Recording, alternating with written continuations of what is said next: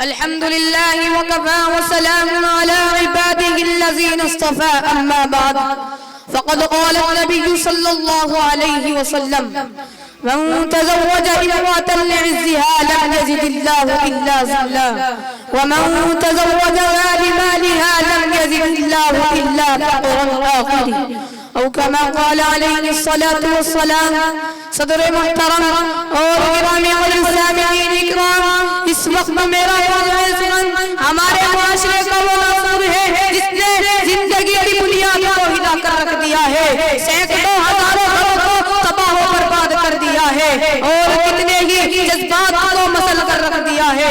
یہ وہ بیماری ہے جسے آپ لوگ جہیز کے نام سے یاد کرتے ہیں. میں نے خطبے کے بعد ایک حدیث شریف پڑھی ہے جس میں حضور مرمور محمد عربی صلی اللہ علیہ وسلم کا پاک ارشاد ہے کہ جو شخص عزت حاصل کرنے کے لیے شادی کرے گا ایسے شخص کو رب الجلال عزت کے سوا کچھ نہ دیں گے، اور جو شخص مال کے لالچ میں شادی کرے گا تو اس کو بکروں کا اور دستی کے سوا کچھ نصیب نہ ہوگا.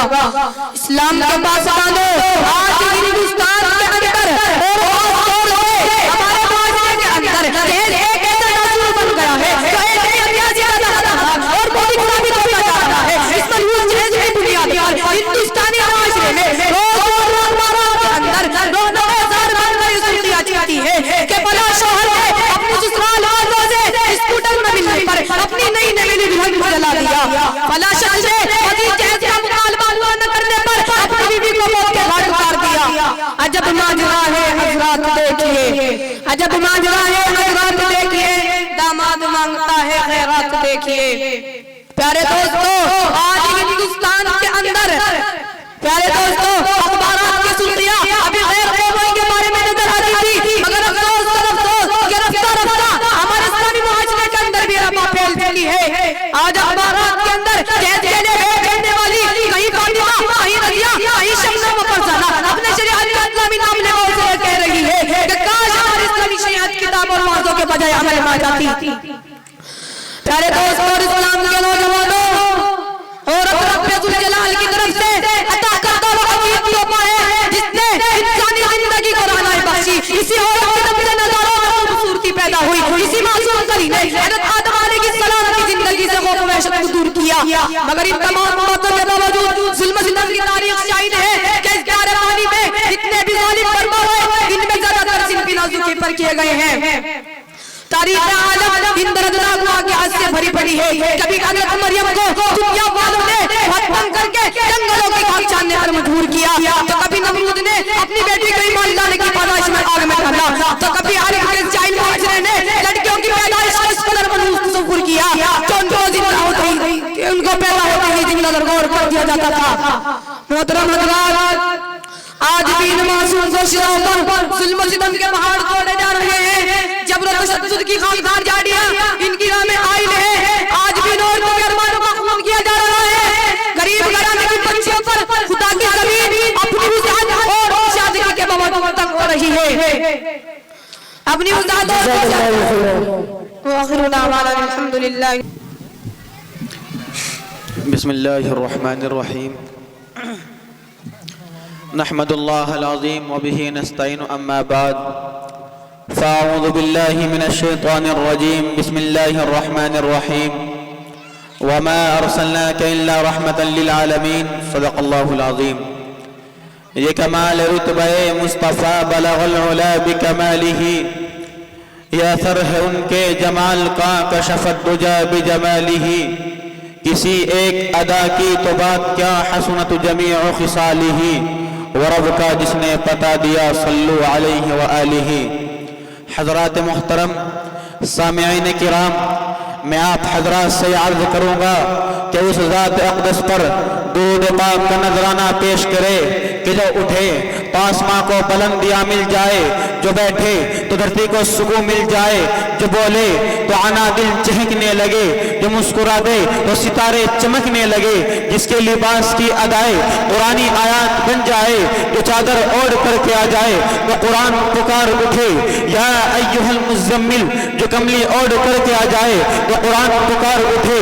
یا ایھا المدثر، خلوتوں میں جو سب بسبا جو سر بسدا وہ سر بکا بھی بھی، جو عابد بھی ہو اور مجاہد بھی ہو، جو رازدار فقر و غنا بھی ہو، جو تاجدار جود و سخا بھی ہو، جس کی طلعت سے صبح کو سویرا ملے، جس کی زلفوں کی مستی سے راتوں کو اندھیرا ملے، جس کی شبنم سے جنت مچلنے لگے، جس کے غصے سے جہنم ابلنے لگے، جس کے قدم اٹھے تو عرش معلیٰ کو پہنچ جائے، جس کی نگاہ اٹھے تو دشمن دوست ہو جائے، جس کے ہونٹ ہلے تو وحی کے پھول جھڑنے لگے۔ اللہم صلی وسلم دائما ابدا علی حبیبک خیر خلق کلہم۔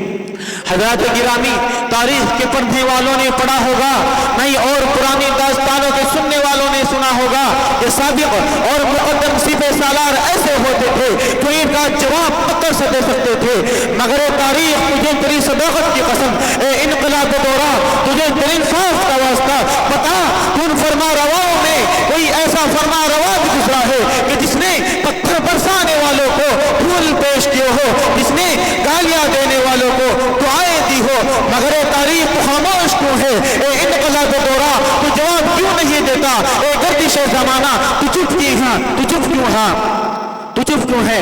ہاں ہاں تیرا خاموش رہنا تیری صداقت کی دلیل ہے، اس لیے کہ ان فرما رواؤں میں کوئی ایسا فرما روا گزرا ہی نہیں۔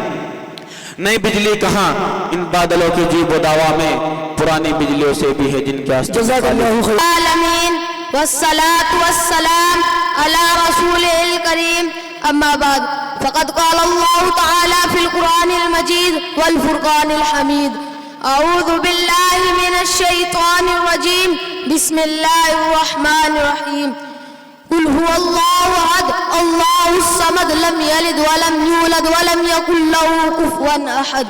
میں نے ابھی آپ کے سامنے ایک پوری سورت تلاوت کر دی ہے، اس کا ترجمہ یہ ہے، اے نبی کہہ دو کہ اللہ ایک ہے، اللہ بے نیاز ہے، نہ وہ کسی کا باپ نہ وہ کسی کا بیٹا، اس کا کوئی ہمسر نہیں۔ کیا یہ حقیقت نہیں ہے کہ جب ہم تاروں بھرے آسمان، چوڑی چکلی زمین، اتھاہ سمندر، اونچے پہاڑ اور بہتے دریا دیکھتے ہیں تو بے ساختہ خیال آتا ہے ان کا بھی کوئی خالق ہے، کوئی ہے جس نے ان چیزوں کی تخلیق کی ہے۔ پھر ہم ایک قدم اور آگے بڑھاتے ہیں اور سوچتے ہیں رات آتی ہے دن رخصت ہو جاتا ہے، صبح ہوتی ہے شام ہوتی ہے، کائنات کا نظام مدرٹی کے اصولوں کے مطابق چل رہا ہے، کہیں سے کوئی خرابی نہیں، شمس و قمر اپنے وقت پر نکلتے اور اپنے وقت پر ڈوبتے ہیں، تو بے ساختہ یہ کہنا پڑتا ہے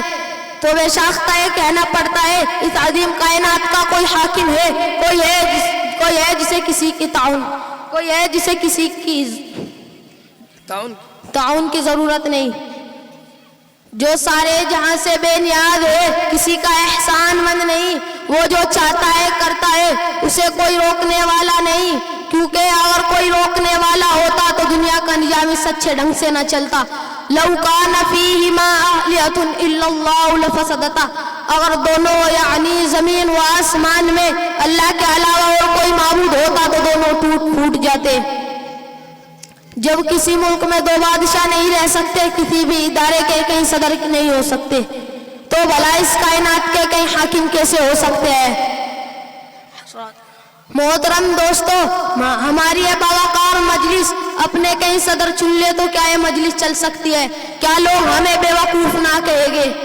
تعجب ہے ان لوگوں پر جو سارے جہاں کے کئی صدر مانتے ہیں، کوئی باپ بیٹا روح القدس کا نظریہ تراشے ہوئے ہیں، مگر بڑے افسوس کوئی باپ بیٹا روح القدس کا نظریہ تراشے ہوئے ہیں، اور کوئی ہزاروں دیوی دیوتاؤں کو پرمیشر کا ساجی بناتے ہیں، مگر بڑے افسوس کی بات ہے لوگ انہیں بے وقوف کہتے ہوئے ہچکچاتے ہیں۔ حضرات، ممکن ہے کہ ان دورانی تقریر حقیر صرافہ تقسیم کرنے سے کچھ غلطیاں ہو گئی ہو، میں بھی اور انسانوں کی طرح ایک انسان ہوں، مجھ سے غلطیاں ہو جانا کوئی حیرت کی بات نہیں۔ آپ حضرات سے گزارش ہے کہ مجھے مطلع فرمائے میں نے کون سی باتیں غلط کہی ہے، تاکہ میں آئندہ ایسا نہ کروں۔ انہی چند باتوں پر میں اپنی تقریر ختم کرتا ہوں۔ وما توفیق الا باللہ۔